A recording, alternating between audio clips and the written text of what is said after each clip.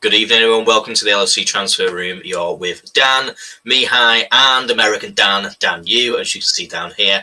Thank you very much for joining us. We really appreciate it. If you join us live, put a comment in for us. If you're not, please put a like on. Please put a like on anyway. It really helps us. We're at 10,000 subscribers. Let's keep the number going on and up. We really appreciate your time. So today, we're going to be chatting about Xabi Alonso. Is he the chosen one? Last night, he's took another step closer to the Bundesliga title, one more game, and matches the record for the unbeaten record within the Bundesliga. Can he go all the way? You'd say perhaps the most difficult challenge is out the way and everything should get easier from now on, but football doesn't always work that way. And then we're going to be discussing Trent Alexander-Arnold's injury woes that he picked up against Burnley, come off at half-time. Do we need to be concerned? Is this something that is becoming a reoccurrence? So we start to see injuries creeping into Trent, or is it just coincidental? Is he just not quite fit after his injury picked up against Arsenal in the FA Cup? And then finally, just rounded up, we'll be talking about Harvey Elliot and him this season being such an exceptional substitute. I've been critical of him in his first games when he started. I don't think he's been great. I think there's games where he's been quite anonymous. However, yesterday, 45 minutes of football from him, 2 assists, absolutely game-changing. And does he deserve a start in the next match? And to help me answer his questions, Mihai and Dan, I'll just have a quick chat with yourselves. Mihai, how are you, mate? What did you think of yesterday's game? Are you pleased with the result? Yeah, I think it was, as we've discussed on the stream yesterday as well, I think it was important to just get the job done. And it was obviously a bit more, maybe not as comfortable as I would have expected necessarily, but it was important to get the job done and, get back on track after the loss after the first actual defeat of the season against Arsenal. So, yeah, I mean... No, you let it go.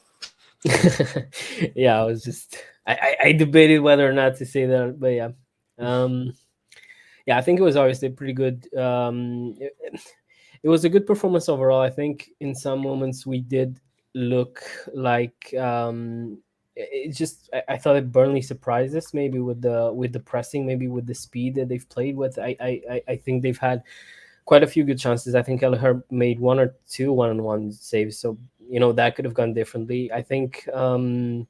In the end, it was great to see Nunez score the third one, and just to have the final 10 minutes be a bit more, maybe not as tense as they would have been otherwise. Yeah, definitely can't disagree with that one, and it's nice to see Nunez doing what he always does, which is scoring the most difficult of opportunities and not scoring the ones which are easiest to do, and that's how he does it. Dan. Great to have you on as always, mate. Really appreciate you being here. Again, just a quick one for yourself after being able to digest yesterday's game. Just your quick thoughts on how we are with that one. Happy the performance was what we needed to do rather than something that's creeping into our game.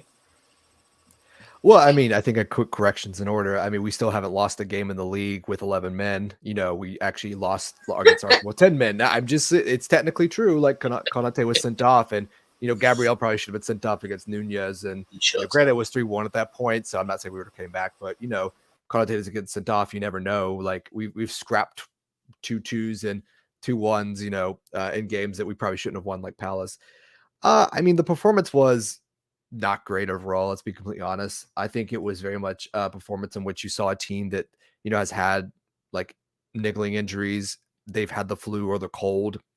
You could tell they've also been like a bit sick under the weather. And I felt like they also haven't played together. So I think that's also what you saw as well. A lot of the things that Burnley were creating were times when like Van Dijk was stepping out or Endo was stepping out. They didn't need to necessarily, but that's just because, again, it was a very unfamiliar team playing with each other. Robertson hasn't played since October. Trent is just now back from injury and maybe may need another week or a week and a half to recover from that as well. I just think it was what you needed from that performance was like guts and keeping your head and don't let your head drop if Burnley get a goal. They went 1-1. We came back, we were much better. Again, Burnley could have scored theoretically 2 goals, but they didn't. And at the end of the day, you can say like, hey guys, performance wasn't good enough, but we got the win. That's all that matters. I really do think we're seeing kind of like Darwin start to come into his own. I think that, what we were probably expecting when we got Darwin was someone close to Erling Haaland. And I think what we're getting is someone closer to a Didier Drogba, someone that is just a presence on the field and may not score 30, 40 goals, but is going to get you 20 goals and 15 assists every year. And I think that's perfectly fine that, you're essentially getting an all action forward that can play a number of positions, and his best attributes is that endeavor, and he still wants to score. But it's always good to see the big man score. 3-1, take it every day. Arsenal and Tottenham have won the league twice at this point in 2 years. So we have 4 league titles for North London in 2 years, which is very impressive. So, we're never going to reach those levels, but what can you do? But yeah, it was a good performance, and all that matters now going forward is results over performance. The performances will come. You just have to find a way to grind results. That's what we know from league titles in the past. Oh, Dan, you're muted. Didn't press the button hard enough, did I? No. It's funny that you say that. Someone was mentioning to me because I was having a bit of a moan about the performance and how we just won 3-1, and I was moaning rather than being pleased with what was a good result. And I think that's just come from the time is that you watch us as a team and we know what's at stake. For us, we know that you lose one match and potentially the title's over. And you can kind of see that when we don't perform well, but we get a result, you are pleased with it. But at the same time you look at that performance and you say to yourself, I want to see a good performance, because that kind of gives me an inclination as to what the next result could be. We've got a tough game coming up against Brentford. That's a ground that we've not won at yet. And that concerns me a little bit. And I would have liked to have seen us, as much as you're absolutely right, Dan, the players that we had who came in hadn't played together regularly. I think there was a little bit of mismatch with the way that we were linking up and the way that we were getting, especially in that first half. It was just we weren't quick enough with the ball, and that was unfortunate. However, Jota doing Jota things, he was there where we needed him to be, and he got us the goal. I just think it's just with the performance. I wanted to see a good full game performance. Second half, we were brilliant. Exceptional. I thought we were fantastic.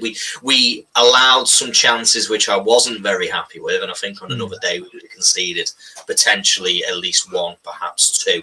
But those are your games. Sometimes you take your chances, sometimes they go your way, sometimes they don't. But results are what we're into. Results are what matters, and that's going on to somebody else who we're going to discuss today. Xabi Alonso is all about performances and results.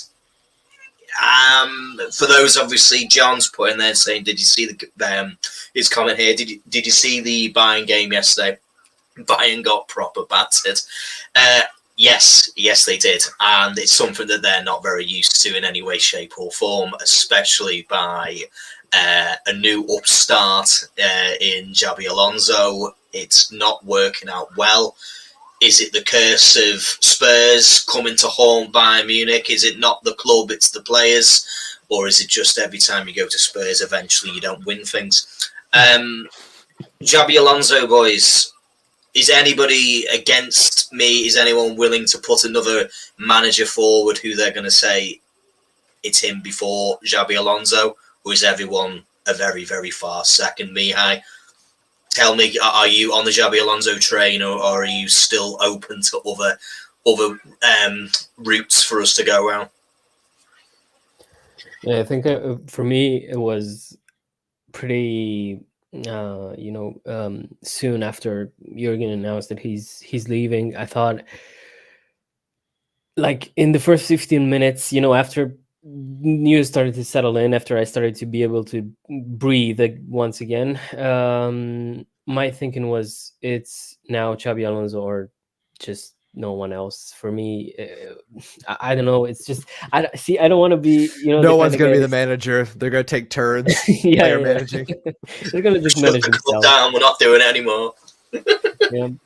Well, it's one of those things. I usually don't really like to have these, either this or that mentality, but I think for me, and this is my view on it, obviously. So, I'm not saying that's necessarily that no one else would succeed or that Xabi Alonso is definitely the best of the bunch. But for me, at least, when I look at it, I just feel that it would make the most sense.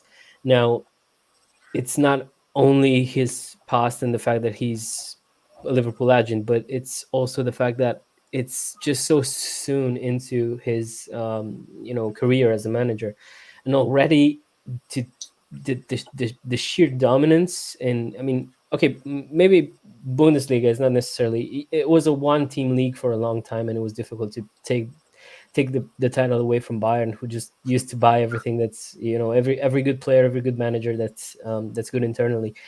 But now to dominate the league like that, to me, it's just impressive. Maybe Bayern are not as they were in other seasons either, but it's just, I mean, what's it now? 27 wins and 4 draws, I think, Yep. something like that. That's just amazing. It's close to what got us the league in 2020. Yeah, it's for me, it's definitely Xabi Alonso. And also one important thing that I like to mention in this conversation now is that when you think about it, if we're not going to bring in Alonso, first of all, I don't know who we're going to bring in, because I just don't see enough. I mean, certainty. There's no certainty in football, I guess, or in life either. But I just don't see someone like, yeah.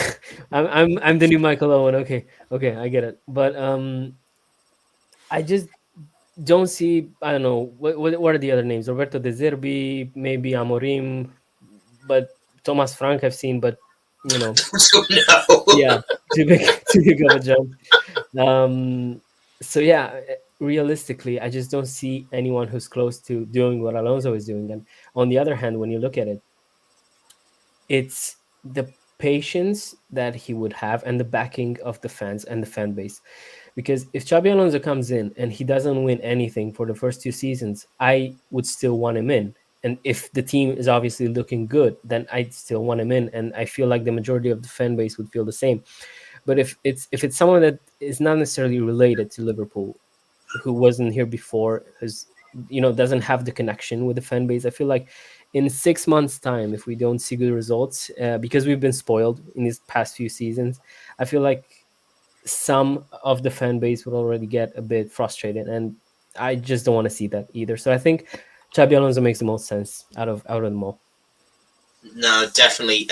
Dan, same question to you, and then I'd like to come back to something that Mihai's just said there, which is quite important. Then we'll actually talk about the 60,000 at Anfield. I think that's a great thing to chat about. Is record attendance, just shy of 60,000. Will soon be up to 61,000 eventually. Same question for yourself. Can you make an argument or a case for anybody who isn't a far second to Xabi Alonso? Because I don't see it. I know there's some good managers. Amorim's been mentioned. I think that it's definitely worth a conversation to talk about. I just can't buy anyone who honestly can sit there and say to me someone like Roberto De Zerbi is even close. He's even close as a manager, in my opinion. Xabi Alonso, anyone else? Well, this is ultimately the tricky thing, especially for like a club like Liverpool. It's very similar to United in the sense that, we don't want a good coach. We also want to force a personality, and that personality has to be someone we fall in love with. Going back, think of all the managers we've had in the past 20 years, but even just with FSG, Kenny, everyone loved Kenny. Kenny had a terrible second year, and FSG fired him, and a lot of people, or they went with another manager, and a lot of people still haven't forgiven them for sacking off Kenny. And then with Brendan, I think Brendan Rodgers is probably one of the better coaches Liverpool have ever had, if you consider in the Premier League era, consider the fact we had Roy Evans, Graham Souness, Gerard Houllier, but no one. Whoa. Gerard Houllier is a legend of this club. Let me finish my point. I think Rodgers was one of the better coaches we've had. But no one loved him. Like, that was the thing. Like, no Liverpool fan was like, I'm going to go to war with Brendan Rodgers, even if he was a good coach, and he made his own mistakes. And I feel like his own ego got the best of him, and he didn't want to work within this structure that FSG were trying to build, that we've now had built. But what I will say is that if you look at all the coaches that could be available, so let's go Thomas Frank. I think Thomas Frank is an amazing coach. I think he could be successful at Liverpool. No one will love Thomas Frank, and the instant things go bad with Thomas Frank, people will be calling for the manager's head, calling for the FSG to be sacked, and they cheaped out and sacking everyone. Roberto De Zerbi, very talented, very brilliant coach, has done really well with Brighton, with a team that is very built in the same way that Liverpool build their teams. Again, no one loves Roberto De Zerbi. Yes, Jay Muse, I know everyone loves Gerard Houllier. I'm not dismissing Houllier in many ways. I'm just saying of all the coaches we've had in the past. And again, Houllier, by the end of his term, that team was not good. It was a lot of problems with that team that Rafa Benitez had to rebuild. Xabi Alonso, I know what Mihai said. This has kind of been I want Xabi Alonso. Everyone wants Xabi Alonso, but we want Xabi Alonso because of his personality, not because he'll necessarily win things. You could honestly hire Thomas Tuchel for 2 years, win stuff, and people will never love Thomas Tuchel. You could hire Jose Mourinho. He could win things. No one will love him after 2 years. I would. You would, Dan? Okay, you're the one that you're. Every law has its exceptions. I spent my teenage years watching Jose Mourinho become the personality and the face of Premier League football. He's finished. He's never going to make it at the top level in the Premier League anymore. But for a period of time, yeah, I hated to love him. I love to hate the guy. He was. I hated Chelsea, but then I can look back now and go, I hated him because I'd love to have had him. I'd love to have had that personality at the club. And James has mentioned Julian Nagelsmann. Julian Nagelsmann's a really good coach. He's very similar to Klopp, but again, it's the personality. No one is in love with Julian Nagelsmann. Roger Schmidt, who's at Benfica, has done very well with PSV and Benfica, comes from the Red Bull system, plays almost exactly the way that Klopp does, but more extreme. Again, you bring Roger Schmidt in, it'll be fun. No one will probably love Roger Schmidt, and actually, people will probably still be mad that we didn't get Xabi Alonso. So, Xabi Alonso as a personality is what every Liverpool fan wants, I think, and they want him to come back because he is not just the next hot button, but because of his personality, the clubs he's coached, the clubs he's worked for, he's been coached by. He has shown that he is also a very top quality coach. So I think he is a risk, but he's a good risk to take. But what I've always said is that, I've said this in the group chat as well, is that the deterministic of our success going forward is not going to be who's going to be our manager for 3 years or 2 years. It's what are they going to do as sporting director? What are they going to do at the top level? Because Alonso's going to come in, and if we have a direct sporting director that, we're going to do this data-driven approach, whoever manager comes in has to buy into that. I think Alonso would easily buy into that. I don't think he would come in and be like, I need to have control over X, Y, Z, because you don't have that in Germany. And I think that that's going to be the biggest deterministic factor, not of just Alonso's success as Liverpool manager, potential success, but any manager going forward. Because if Alonso wants to come to Liverpool, he's going to have to work within that structure. And if he wants to coach Real Sociedad in the future, or Real Madrid, or Bayern Munich, he's going to have to adapt to many different structures. But he's smart enough to know that he can work within those structures. No, 100%. The first thing I want to kind of make a mention to is I think with Liverpool and its manager, you're not just a person, you're not a name. We're not a club who goes through managers. We're not someone who goes through every manager 18 months to 2 years. We genuinely do normally stick by a manager for a fair number of years in comparison to a lot of top clubs. Brendan Rodgers had a long time, probably a little bit too long. Kenny Dalglish came in to kind of steer the ship in the right way. Thank God Roy Hodgson got binned off when he did. They were dark, dark days. However, to be fair, we're a very different club now than we were then when we were looking at managers, when we were looking as to who was to come to us. When we got Jurgen Klopp was the most wanted man in football as a manager. He really, really was. And the fact that he chose us, who, by the way, we were a project. We were a team who was mid-table, top four competitor at best, probably where Aston Villa are, you would say, right now, if you're being kind of overly fair. And the club that has been built with him and is built with FSG has gone from that to winning everything to being the top of the table. And he's leaving us on his own terms. He's leaving us where he's going to be a legend. He's going to be in the same breath as Paisley, as Shankly. He is in that band now because of what he's done for this club. And I think there's an important point when it comes to having the next manager for us, is that it's building that connection between him, the club, and the fans. And Xabi Alonso, as Mihai's rightfully said, understands the club. And as fans, we know that he knows that. We know that he's not going to run things in a way that's going to kind of fly in the faces to the way that we would see things to be done. I think that we would be very patient with him. I think, Dan, you're completely right. I think a number of managers wouldn't be given that amount of time. I don't think that people would be giving them as much rope. I don't think the Xabi would be given as much tension if he wasn't winning. If we started to not win games as well as we normally would, because unfortunately, that's how fickle fans can be at times. Sometimes it's not going to be, we're going to be given what we want and we'll want it immediately. We'll give certain players and certain managers more time than others, and that's just a fact of life. The question here, that this is something which I just saw, and this kind of goes and said, does Alonso want to work for FSG? Something to start pondering.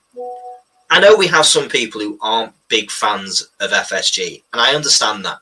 There's some people who will always believe that FSG have held one hand behind Klopp's back, and it's the reason we've not won certain trophies. And I will point you to a comment that he's made quite recently, Jurgen Klopp made, which was he doesn't believe that there was any one signing that would have made a difference in us winning a trophy.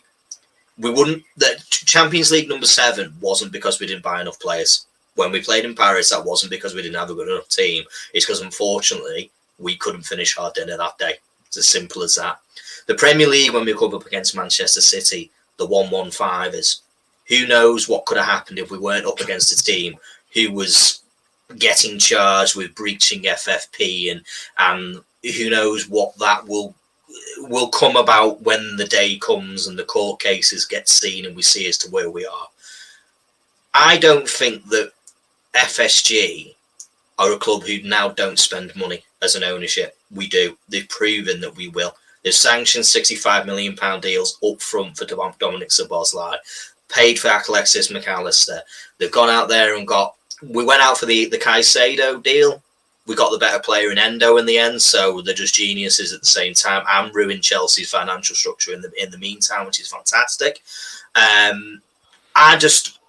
don't know. I think that coming to Liverpool is easily, right now, of available clubs, we are the biggest club available. We are the biggest option available. There's no one who is looking for a manager actively. I have a concern about Bayern Munich. I have a concern that they'll pull the trigger early and get rid of Thomas Tuchel, because Thomas Tuchel's now proven, unfortunately, he is not a top-level elite manager. He isn't. He was maybe 3-4 years ago as to where we were when he was being considered of being the next big thing, and he could move on and jump along and go and win certain things. He's digressed. He's not capable of putting... If he can't win the title with Bayern Munich, I mean, there's questions that need to be asked, doesn't there? Muse put here, best second choice for LFC and for Ancelotti for LFC. I'm not so sure about that, to be honest. I wouldn't want any ex-Everton manager managing the Liverpool Football Club, to be totally honest with you. I could never see it. 2 different projects, though, of course. Yeah, absolutely. So, I mean, going forward with that, then, I'm just struggling to see if there's anybody else that we could... Amarin from Sporting Lisbon, absolutely, definitely would be interested in someone like that.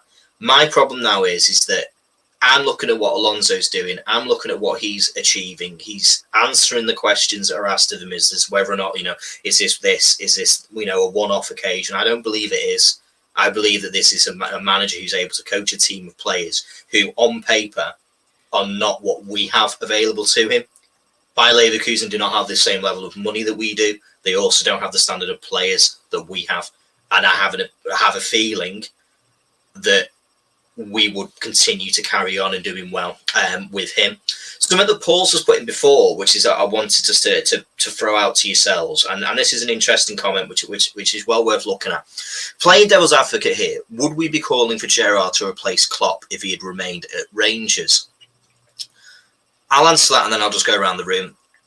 When Gerrard went up to Rangers, I thought that was a brilliant place for a manager to go and cut his teeth. You're out of the spotlight here in England. You're able to learn to be a manager. There is a level of competitivity because there is 2 clubs technically in that league who can win that title, which is Rangers and Celtic. It's not a one team sort of league where if you manage that one, you'll win. What Gerrard went and did was go invincible, got 100 points, and stop Celtic's reign of winning trophies. What I was disappointed in was him taking the Aston Villa job too early. And the reason I was disappointed is because, unfortunately, as my opinion is, and the opinion was at the time, that those teams always come available. They come available. There will always be a mid-table team who will get rid of a manager eventually. And I felt that it was too early. I think that if he carried on at Rangers, I wouldn't have been wanting him to make the leap from the SPL to Liverpool. I don't think, for me, that you can make that leap straight away. Not now, not in the world of football that we are doing now. In the past, when the Scottish League and the English League were quite comparable, that was maybe 30, 40 years ago. However, now that jump is too much. You need to make a bunny hop to one other league and then to us. However, from the Bundesliga to the Premier League, for me, that isn't a wild leap, to be honest. Mihai, what do you think of that? Yeah, I don't know. It's more than just that. For me, first of all, I don't know. I just don't see this. I remember saying this on stream. I think in the autumn, somewhere in September, October. Someone, I think it was Kev, asking me who has the higher ceiling between Alonso and Gerrard, and I said it back then that I thought it was Alonso, just because with Gerrard, I feel like he has the style of play that is that's not really Liverpool style, you know. I remember Rangers playing. Now I might be wrong because obviously I don't watch a lot of the Scottish League, but whenever I saw Rangers play, and then it kind of happened in the same way at Villa, you feel like he has this style of football, but he plays kind of a more compact football. You know, his teams rather sit down and just wait on going on counters. I feel like Xabi Alonso, and that's like one important point that I did not make in my my point when I said it earlier about Alonso. He has this style of football that just suits us perfectly. This high intensity football, rock and roll, heavy metal, whatever you want to call it.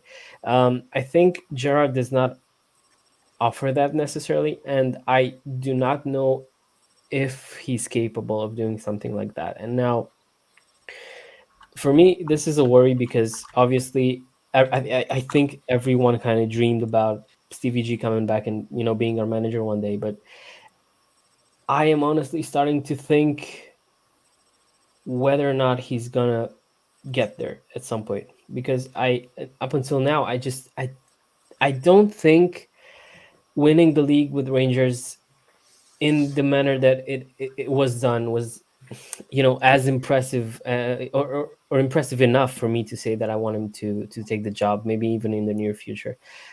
I don't see it. I wouldn't really like it, to be honest. I don't think he's ready. I don't really like his his style of football, and maybe that's I haven't seen enough of him. Maybe he didn't have the players to do so. I don't know yet.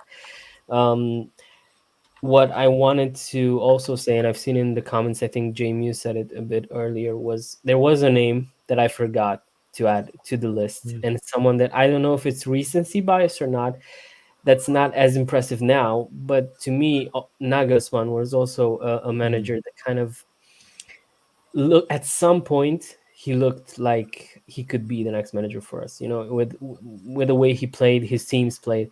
But obviously, after seeing the way he left Bayern and then the national team as well, maybe these recent times weren't that promising for him. But he's also a name that I liked and that I would maybe add to the list. Yeah, definitely. Dan, same question for yourself. Steven Gerrard had remained in the SPL and had won 3 titles back to back which could have been reasonably done, and they've done pretty well in the Europa League. Could have won the Europa Conference League, perhaps, under Stevie G. Potentially that could have happened.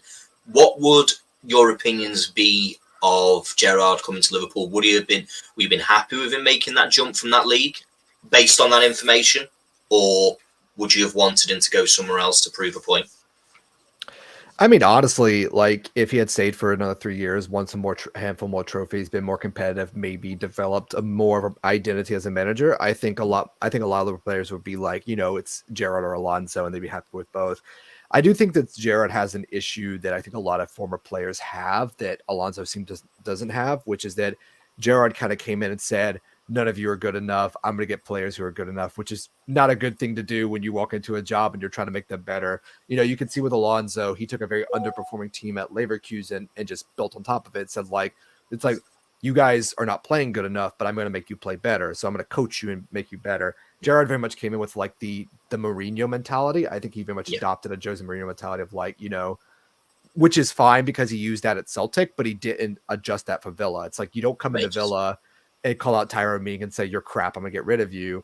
And then fork all this money for Philip Coutinho and, Diego Carlos, which again, were good players at the time, but he didn't really build any love with the fans. He very much burned everyone's head out very early on. And I think that was him kind of doing the Henry Lampard issue, which I think a lot of former players suffer, where it's like you get some success and then it's like, okay, I'm the Johnny Big Bollocks, I'm just going to drop everything down. I think if he was still at Rangers and he was able to develop his identity a bit more, I think he would have a better shout. There's also a couple comments I wanted to respond to. Firstly, the Thomas Tuchel slander I will not deal with. I think it's important to remember with Bayern Munich that right now they're a mess. So when they hired Nagelsmann, he was coming in to try and revamp the squad. That's why they hired Ryan Gravenberch. But they've just had a terrible transfer policy. Like, their squad is a mess. Their team is a mess. That's why they've been trying to get Max Erbel, which he's going to start, I think, in April. So they're a mess right now, and that's not Tuchel's fault or Nagelsmann's fault. Nagelsmann was brought in to make them younger, make them better, kind of like with United, where they got rid of they let Jupp Heynckes leave. They won the Champions League. They sold Thiago, but they didn't revamp the squad. They got very much tied into ego and everything else. And the fact that Tuchel won the league last year is the fact that he made Bayern, who were bad, decent, and then Dortmund dropped the ball. Right now, if Bayern Leverkusen were not doing what they would normally do, Bayern Munich would be winning the league at a canter, and no one would have an issue with this, which is not a Spursy thing. That's just the fact that Leverkusen are doing so well, and Tuchel's getting as much as he can out of that Bayern team, and it's mostly just really Harry Kane at this point because they haven't replaced Lewandowski. So Bayern have their own baggage that they have to sort through as well. So even if, say we got Thomas Tuchel for 2 years, he's still a decent top manager, but again, he burns everyone's head out. So again, I wouldn't want that over Alonso, but it's not like you would get Tuchel and then you wouldn't win anything. To the other, sounds like you're advocating for Thomas Tuchel. Come on no, now. No, listen. I'm not. Tell us how much you want Thomas Tuchel to come, because it's everyone else's fault, not his. So I'm not advocating for Thomas Tuchel. I just think that we have this recency bias where we think that Tuchel's a bad manager, and he's not. He's a very, very good manager. He's done very well with every club he's been to. Apart from even at Dortmund, he's the one who replaced Klopp anyways. So I think Tuchel's a good manager. I just think, again, personality-wise, he would burn everyone's head out. He would not work with FSG very well because he'd be like, I want this and this, and two of us, we can't do that. He's like, well, I'm just going to raise a stink and leave. That's why I think that Tuchel wouldn't be a good option. I'm advocating that Thomas Tuchel is a good coach and manager on a top level, not that Liverpool should get him, and I don't think they will. So if back to your original point, though, that sidetrack aside, I think that if this was let's say that Gerrard had stayed, I think it would be a coin toss between those two. Again, it really comes down to personality and everything else. And I think both of them have that big personality, though I think what we've seen with Alonso versus Gerrard is that Alonso has dealt with that a lot better than Steven did. Because I think Steven went to Villa and I think really put it on, which I felt like was an insecurity thing. He came to Villa, he knew it was a big job. And instead of just just going, building a relationship, he very much put everything on the table like Rodgers did. And then it just, no one was ingratiated to him anymore. They're like, oh yeah, you were good back in the day, Steven, but what are we doing now? And that's a personality management thing that he still has to deal with. I think the fear of Alonso being snatched up by Bayern, though, is also like very misguided. Like, if you're choosing between Bayern and Liverpool right now, you choose Liverpool because Liverpool's a much better option. Like, the squad's much younger. It needs less surgery and rebuilding. You know, you have a structure that's more stable. You don't, again, you need a new sporting director, but I think Liverpool's a much better prospect than Bayern Munich right now. And also, I saw Paul slandering Amaron at Sporting CP. Like, yes, Paul, he only won one league title, but that was the first league title Sporting had in 20 years. And also, he took over a Sporting team that recently had their fans like raid their camp and like attack like their sporting facilities back in 2019, 2020 during COVID. So he is a good coach, and he is, again, someone that would do a good job at Liverpool. But again, I will restate my original thesis. Regardless of any good coaches, it's all about the personality. The personality is the thing we want. And I think Alonso's personality right now is much better for Liverpool than Gerrard's would be. I think Gerrard would very much like crack under the pressure, while I think Alonso would be like, I tried my best, but I move on. Like, no one's ever gonna say that Alonso tarnished his legacy if he doesn't win anything at Liverpool versus like Gerrard. People would be like, oh, he didn't win anything. This is another tick in the box against CB's legacy. No, definitely. I mean, this is the question. I suppose just it's a little bit of a segue, but I think it's just pondering the question. It might be worth asking them, and for the viewers just put their own opinions on. Is that, do you think it matters so much as the level of a manager as to who they were managed by? Because if we look at Alonso, Rafa Benitez was managed by a manager who's won the Champions League. He is a very good manager. Jose Mourinho, Pep Guardiola. Do you believe that has a influence of a great level of deal onto their future managers' careers? And do we think that maybe because Gerrard was managed by what you would suggest could be inferior level managers, as that has stunted his managerial career? Or do you think that's not overly relevant? I'll stick with you, Dan, and then we'll go to me with that one. Well, I don't think it's so much that. I think it's more about how secure are you in your personality as a manager. So when it comes down to coaching and managing, like any position of authority, how comfortable are you in your own skin? I think Steven Gerrard has always had that insecurity, not just winning the league, but also if you look at the managers who managed him, it was Roy Evans and Gerard Houllier first. That was the late 90s Liverpool. That was Liverpool who hadn't won a league title in 10 years. So you had that weight on you.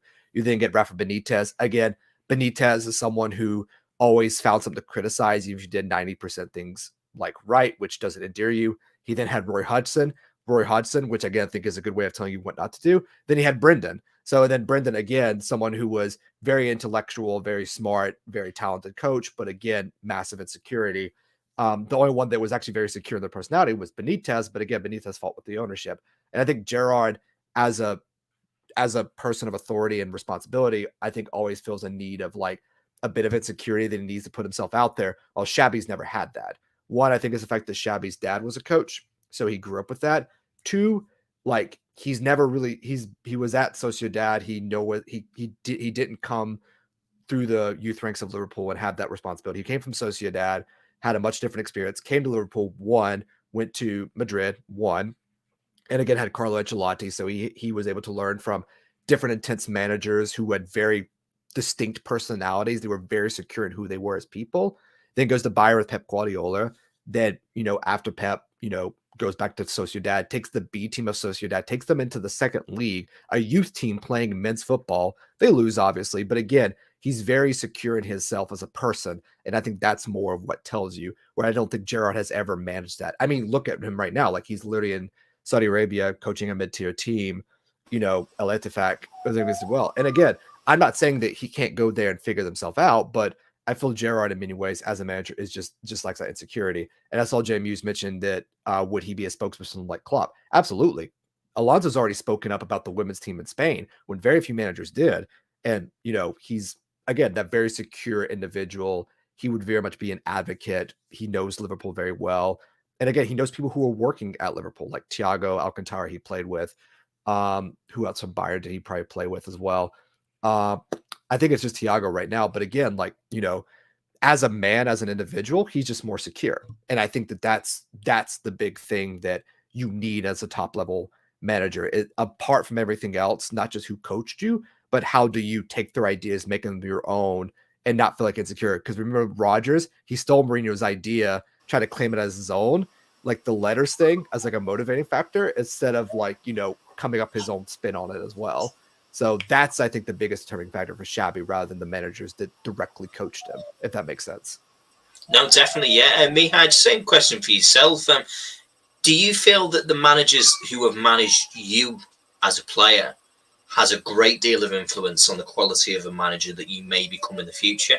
I mean, I have an opinion that it does have an aspect. I think it has not a great deal of it, but I do believe it has a percentage that comes across. Is that if you've been around the right people, you've been around good managers, you've been around people who know how to deliver a message, and you've seen good, you've seen bad, you've seen such a high level of quality of management delivery, is that you're learning from the right people there, your teachers, and I feel that potentially Xabi has benefited quite greatly from that.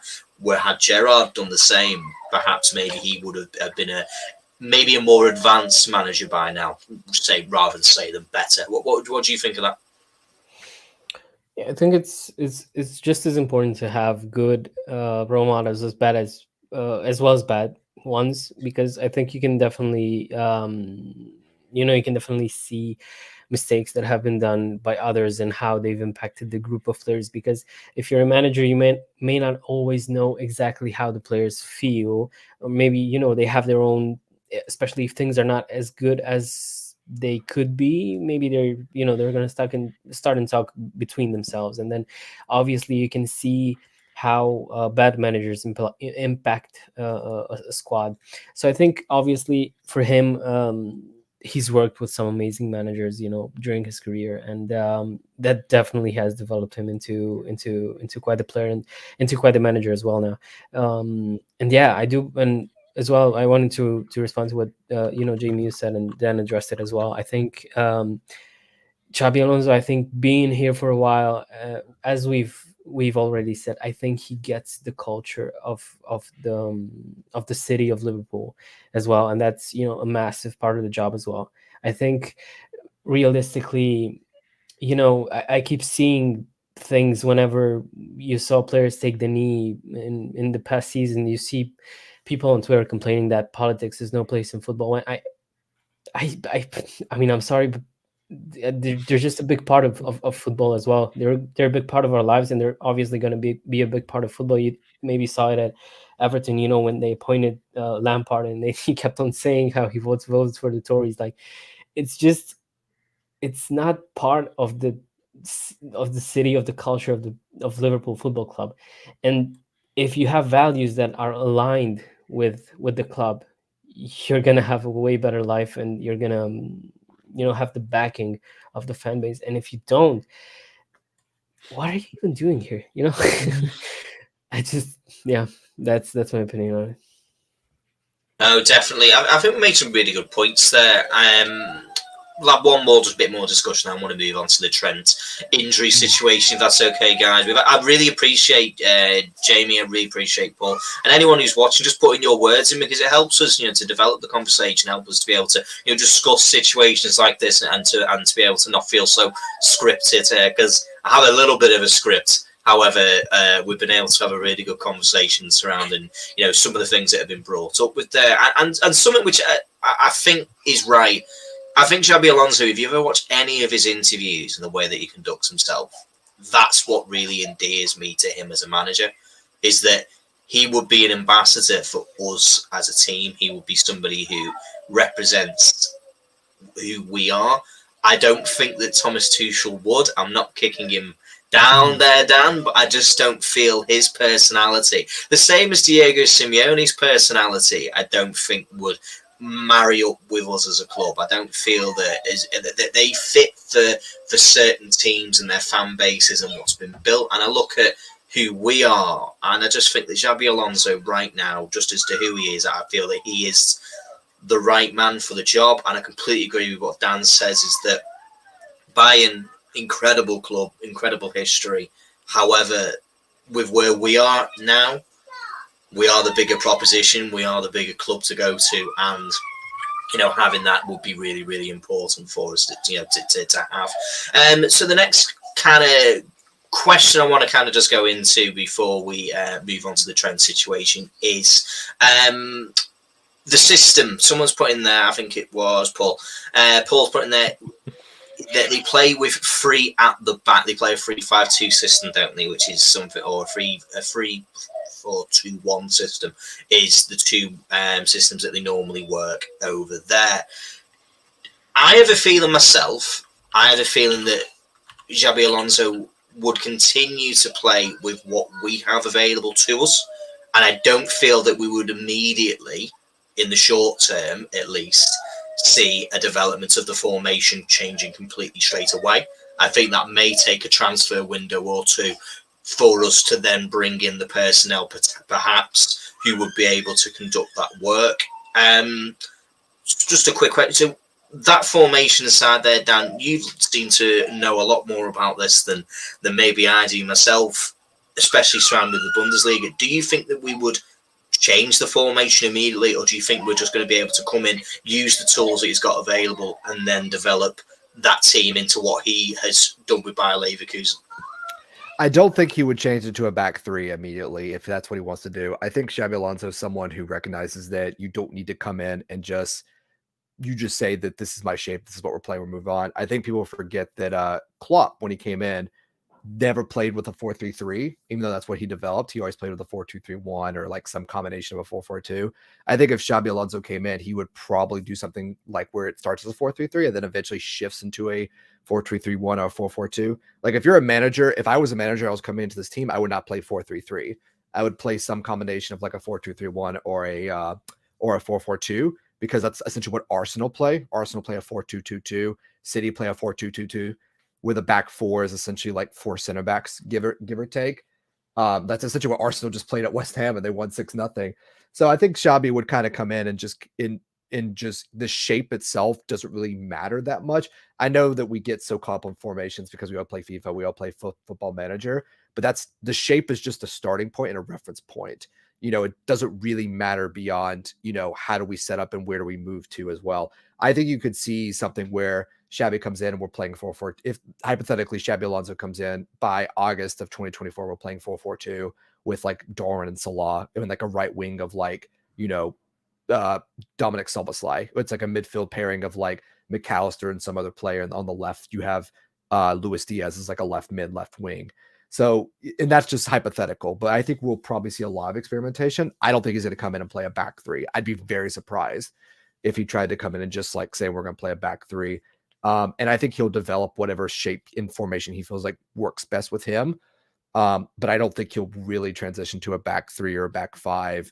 Unless he feels like that's where the league, unless he's thinking ahead and said like, okay, that's where we need to be at in 2 or 3 years. I think he'll come in and build a 4-4-2, 4-2-3-1, and then slowly we'll start to see what, like you mentioned over the transfer windows, what he eventually wants to be.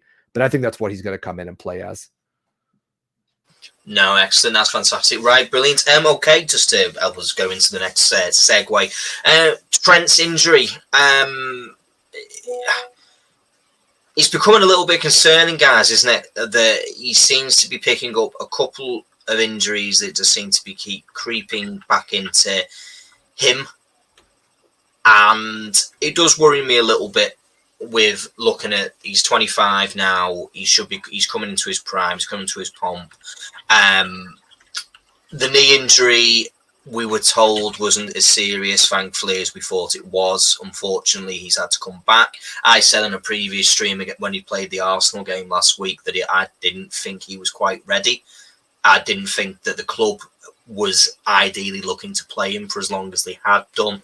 And I think that has gone down to what happened, unfortunately, with Conor Bradley's dad, which caught everybody off guard, which is, of course, you can't mitigate for in any way, shape or form. Trent's injury, it is one that you need to look after. You need to take Jurgen said that he caught his knee in the grass. Just a little bit of something, nothing too serious, but it needs to be investigated. Mihai, are you worried about the injuries? Are you worried about that? We played 300 games now for Liverpool. That's a lot of football. That's a lot of for someone who's 25. Are you worrying that this is something that could be creeping into him because of his body, or do you think it's just coincidental that we just happen to have got ourselves a couple of injuries to one player in the wrong time?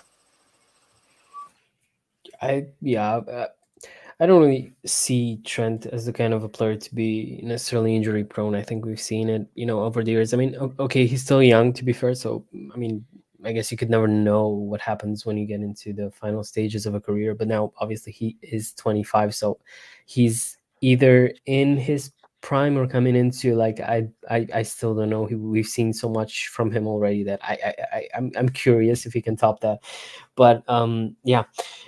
I am not necessarily worried, and I think it also it's been it came at a at a good time because of Connor Bradley. Now, obviously, it kind of breaks your heart to think that what happened to him now with him coming into the first 11 and playing so well, and just it caught us all off guard. How good he's been since coming in. So hopefully, he can keep on having the same performances. I think I remember a similar case with I think it was, now I'm not sure, so correct me here if I'm wrong, but I think it was Dirk Kuyt who went through something similar as well with his father, and then he just seemed like for a while he was, it was tough for him, which yeah, obviously understandable. So hopefully, my point here is hopefully Connor Bradley is gonna get through this. I think he has all the right people around him, especially inside of the club at least. So I think if Trent is going to miss out for the 2 months that have been speculated, or rather, I am not as worried now that I've seen what Connor Bradley can do. No, 100%. Dan, are you worried about Trent's injuries? Are you worrying about them starting to creep into his game, or do you think it's just coincidence? No, I mean, I'm not really worried. I mean, like, I was just pulling up Trent's recent injury history. So he's like had a bunch of different injuries. They're not all the same. So he had a foot injury back in 1819, a knee, a back, illness, calf, hamstring, muscular problems, in quote, coronavirus, hamstring, ankle, hamstring, now ligament, which is, I think, is a partial tear. So, I mean, the only one that's more recurring is his hamstrings, but he's never really been out longer than 3 weeks for a hamstring, which is pretty good. So, like, every time he's gotten injury, it's never gotten too bad. No, I mean, it just feels bad because of, like, the fact that we just didn't have Bradley, and it feels like and because he has, like, I think he said, like, it's a partially torn ligament, or it's a minor tear. So, like, it's very much one where, like, they just have to manage it. And Trent said he was just feeling it, and then Klopp, anybody says, like, but I'm fine, and, like, Klopp's like, no, you're not fine. We're going to take you out. It's just something, like, with any player, that he just has to be managed. I mean, you have to remember that Trent has played, like, a lot of games, and I think that that's just, like, part of playing Trent Alexander-Arnold, is that he's going to want to play every game, but he is going to get injured every now and then. I'm not really worried about him. Again, I was going to pull up his total games right now. He's 219 in the league and 302 games. He's played 302 total games at the age of 25. So what's the record? What's the record, Dan? What's the record for the amount of games? Oh, for Premier League, 756, isn't it? Something like that. 750 for Liverpool. For Liverpool. Oh, for Liverpool, 500 and odd, isn't it? I think. Yeah. So he's halfway to being the most played player in Liverpool history at the age of 25. So I think it's just a natural wear and tear. I just think it's the fact that he just got, like, a random injury that's not too bad that he's out for the rest of the year, but also it's enough that you just have to manage him a bit. I'm not really worried about him, though. I do think that a lot of Trent's injuriness is going to be down to, can he be managed, and is he going to be a right back long term, or a right wing back, or a right winger, or right mid, or is he going to be a center mid going forward? And I think that's the bigger question. Because he's going to be in center mid, I think you can manage him a lot more than if he's a right back, which I know Paul mentioned, should Connor Bradley be the starting right back. My answer to that is, if Bradley's ready to go, then yes. Either Bradley or Joe Gomez right now, I think, should be starting right back for Liverpool from now until the end of the year. I don't think for me, I know that the sample size is small, and of course, I hope that Connor's able to come back and able to get his mind in the position where it was beforehand as quickly as he can. he was absolutely fantastic. The ability is clear, and not just the ability, but his mentality to want to go out there and not allow the occasion to get to him, to drop the performance that he did as well as he did against Chelsea. He's fantastic. He's an absolutely fantastic player.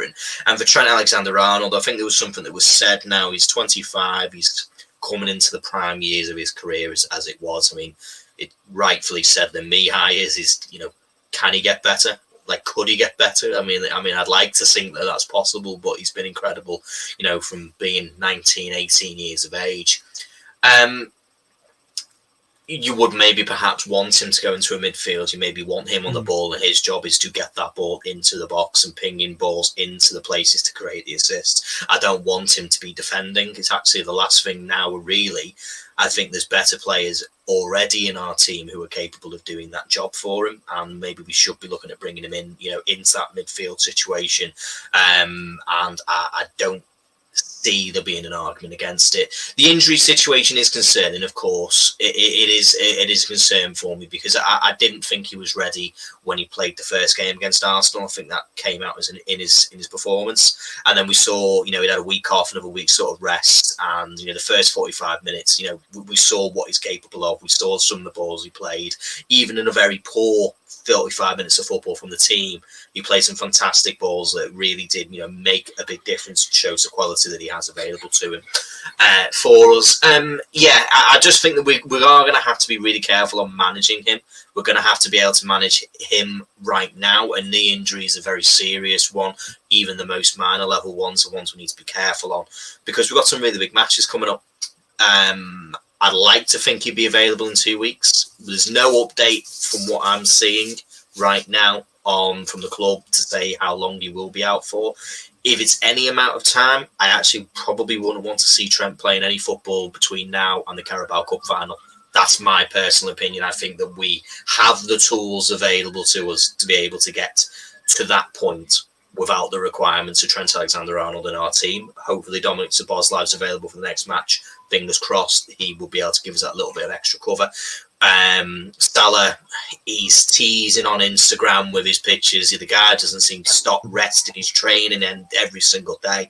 He's not out of the camp, wants himself to be back and available, because he's probably seen a load of other players get goals and he's going, I'd have scored that. That had been going on my records. Especially that penalty that Nunes missed. That's fair enough. I think that it's something which we just need to be very careful on. We've had a number of injuries and illnesses, which was a new one.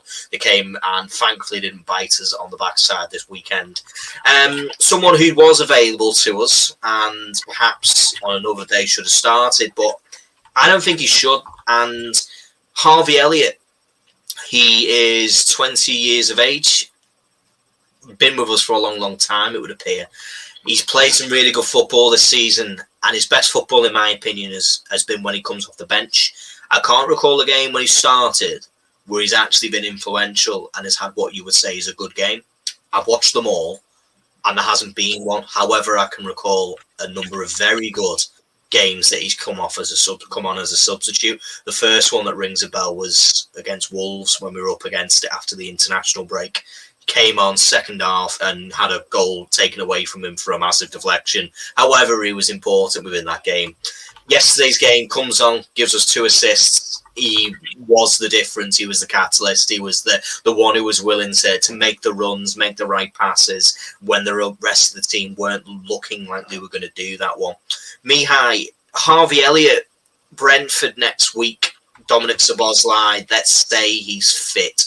Okay? Let's say he's not 100%. Does Harvey Elliott start in front of Dominic Szoboszlai? Does McAllister start in front of Dominic Szoboszlai or Harvey Elliott? Or does Harvey Elliott, after that performance, do you want to see him starting? Short answer is no. I am going to elaborate though.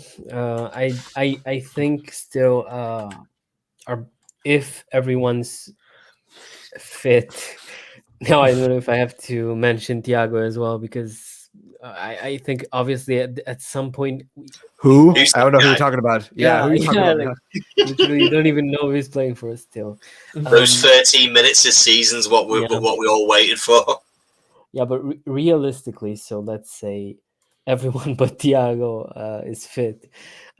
I still think for me it's Endo, McAllister, and Soboslai as our best midfielders, or the trio that's playing there. Obviously, that's really what's the word, like unfair maybe for someone like Curtis Jones or maybe Harvey Elliott, or these players who've been so solid this season. I think Curtis Jones has been absolutely massive this season for us, and yet I still wouldn't put him ahead of any of those two, which kind of shows you the options that we now have when we think about what it was last season. I think Harvey Elliott has been great, but as you said, I think he's been great as a super sub rather than playing in the first 11. I remember it was Wolves, and then it was always also the Palace game, The where Crystal Palace match, yeah. amazing. He came on and just changed the match, and it happened again, yesterday as well, as you said. So for me, obviously, he has that effect coming off the bench, and I would keep him for that, even though, see, that's where it's weird, and it's maybe a bit unfair. You're playing so well, you obviously deserve a start and you want to start, but at the same time I feel like yeah, it's rather, Harvey Elliott as a super sub has been instrumental this season, so I'd rather see him come on as a super sub. Yeah, I mean, I can't disagree with that one. I think we have to kind of look at where Harvey Elliott is in his career, and he's still very much at the start of it. He's still very, very young. As much as he's been around us for a long, long time, he's still got a long way to go to get to where he is. And I just, my kind of view on him is that he seems to benefit from when the other team just isn't fully kind of up to speed, because of they've played a lot of football, and he's able to take advantage of those spaces, and he's clever. He's able to play the right balls. He's not big. He's not physically the strongest. He's also not physically the fastest, but he is a very clever footballer. And I think that when he's given that bit of extra time, which coming on as a substitute can bring you, we really see what's the very best of him that's currently available to us now. And of course that could change. Of course, over time we start seeing some games where he starts and he's fantastic and he becomes brilliant, because Curtis Jones is someone who's done something very, very similar. I questioned a while ago whether Curtis Jones would ever be the standard that we would need at this club, and I don't think I'd be the only one. And that wasn't without I don't think that was without any sort of merit. I think it would be like, if you looked at the games that we played, there was some of them were very disappointing. There were some of them which were like, what is it that you're doing? But that just comes with developments, and the fair play to him as to what he's done, which is he's developed and he's grown and he's learned and he's got better. And you have to be able to change your opinion. And I am one of those people who has changed his opinion. He's gone through some brilliant veins of form this season. He's also had some pretty poor ones as well. He's not been perfect throughout, but however, not many of them have, to be fair. Endo started slow. However, many of us now, I included, I'm very happy to see Endo in the team. I think he's a fantastic player. I think he's capable of doing the carrying the piano that he was brought in to do, and he's able to put the tackles in. He grew into the second half. He was much better.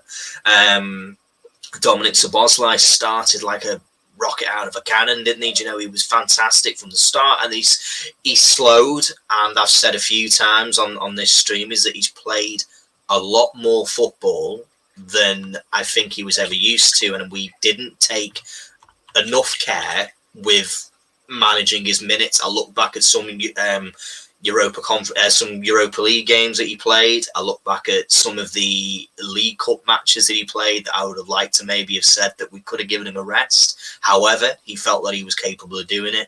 The hamstring injury has come round. It's to be predicted, unfortunately, and hopefully that doesn't go forward. Dan, just onto yourself there about Harvey Elliott. for you, are you of a different opinion? Do you believe that Harvey Elliott should be starting the game after that performance? Are you going to take? Do we give him another chance? Do we say, okay, you've proven it, you can do it. Okay, start the next one. I mean, I think Harvey's deserved a few starts with his recent performances, and I think he'll get them eventually. I don't think Brentford should be the game for that, but I mean, again, this is like where the managing part comes in. I think Elliot's shown throughout this year that he's very capable, that he's willing, that he listens to instructions. He hasn't had great games, but I think that can be down to that, just bad touch, everything else. And again, he is 20. So like, he has 60 games at 20 years old. So like, he is someone that, I can see the vision of Harvey Elliott, and I think it's more about coaching his positional awareness more than his, making him faster or more technical, because he's already a technically very good player, and he has the mentality, he has the drive, he has all the raw assets that you would need as a player, but he just needs that positional aspect. And that was Curtis Jones's big problem. If you remember 3 years ago, or 2 years ago, the Brentford game, where he hits that amazing goal. I think we're 3-1 up, and we end up drawing the game 3-3. The quad season, if we win that game, we win the title. Just as one example. I'm not blaming Curtis Jones for that, but you could just tell during the game that like Jones is like on the ball ability is amazing, but his pressing, his positional sense was not always great. And I think that's with Harvey Elliott. Like actually the Chelsea game is a good example, because what happens is that Harvey comes on and he just goes and runs around a bit like a headless chicken. He leaves space. They get a ball to Nkunku. Nkunku scores. If you're coaching a pressing shape, I would say, Harvey, you can't we appreciate the press, but you have to maintain your pressing shape. That's actually how that chance is created, is that he vacates the space, they fill the space, they move vertical very quickly to Nkunku. Nkunku does what Nkunku does, which is he scores a goal with his feet. Very good player. But that all started because of, I know, very Michael Owen. You think you can Michael Owen back in a Michael Owen all day. If you don't use your feet, you're probably not going to score. But with Harvey, but that chance was created because Harvey broke the press, try to win the ball and score. So but that's something you can coach, and that's just something he needs to improve on. And he'll get his chance. He'll get some starts. I think the fact that he's coming on as a sub and just being effective is a good indicator. But I think you could start him in a couple games. I think he would do well. I know it sounds surprising, but I think you could start him against United and he would do very well, because United are not a very good team, even though they beat Villa today. But his energy would come in and help out that team very much. But, I think we don't need to rush Elliot. And I think Elliot himself knows that the people above him are currently better suited. But I think that he's obviously deserved a chance to start, a handful of games. Though, again, I think Klopp's going to have to choose which games those are. Not Brentford, because Brentford are big, and Brentford scare me because they're big. They have Ivan Toney. They're the one type of team that you just don't want to play away. Like tall, good at set pieces. It's like playing an Allardyce West Ham team all over again. Yeah, no, it's right. It's a shame, but there's something there which kind of it's been muted by Jurgen Klopp and it's been muted by a few pundits, is that because of the way football is now, with the fact that there's quite a lot of added time within matches, it's fair to say that the game is split up into two pieces, not just a game of two halves, but the team that necessarily starts isn't always necessarily as important as the team who finishes.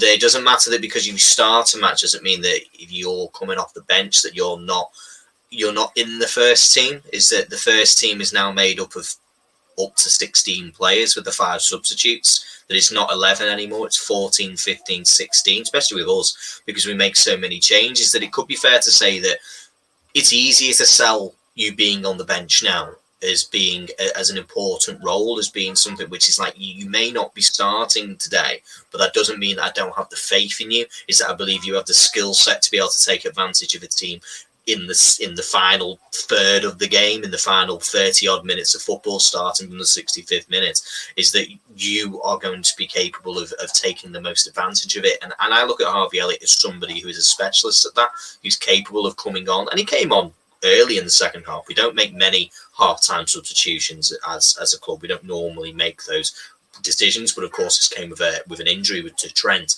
and thankfully it did, because he was able to take full advantage of this opportunity, which was Trent injured, okay, I come in there and Curtis Jones drops back, goes into the right back situation, only when we were defending.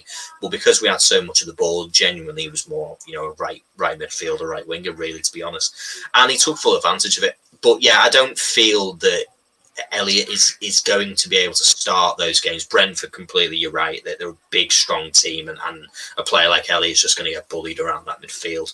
I would very much like to see Dominic Szoboszlai back. I think we really miss him.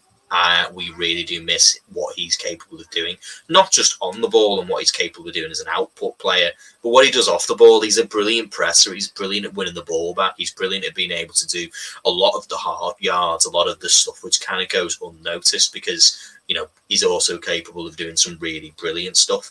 I'd just like us to be able to have the opportunity to manage these players a little bit better, to not put them in situations where they get the injuries that have come along.